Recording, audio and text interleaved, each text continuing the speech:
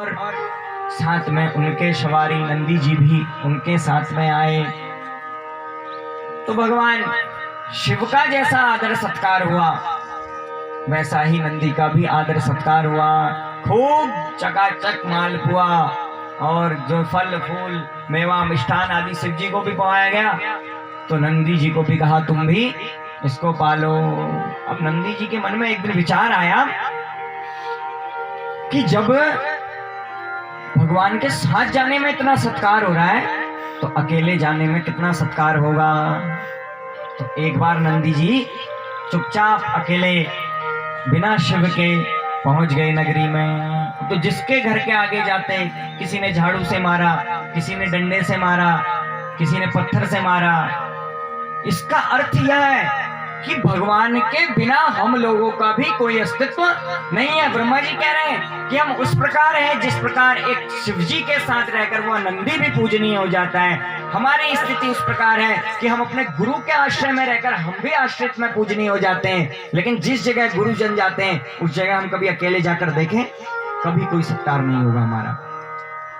तो ब्रह्मा जी ने कहा कि उस नंदी की भांति हमारी अवस्था है जो अकेले जाने पर आदर सत्कार नहीं पाता, क्योंकि हमारा तो भगवान अस्तित्व ही आपसे है।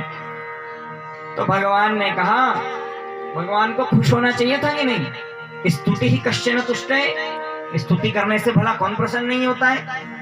लेकिन भगवान ने कहा ज्यादा स्तुति करने की आवश्यकता नहीं है। क्या करो,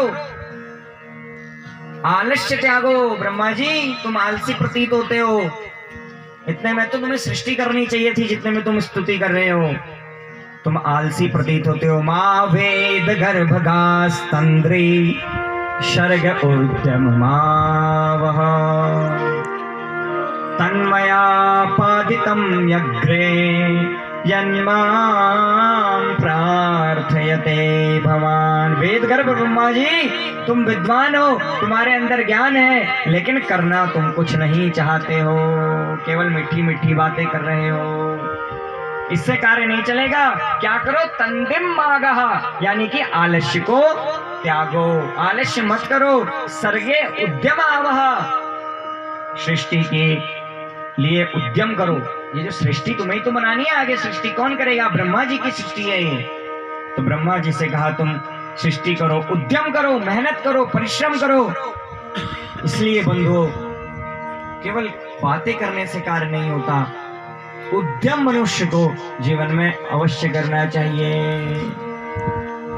उद्यमे नहीं सिद्ध्यन्ति कार्याणि न मनोरथै नहीं सुप्तस्य सिंहस्य प्रविशन्ति मुखे मृगा। ये बचपन से हम लोग बहुत प्रसिद्ध एक श्लोक है ये। तो उद्यमे नहीं सिद्ध्यन्ति कार्याणि न मनोरथा, उद्यम से कार्य सिद्ध होते हैं, केवल मन में सोच लेने से कार्य सिद्ध नहीं होते हैं। क्योंकि नहीं सुप्तस्य सिंहस्य प्रविशन्ति मुखे मृगा।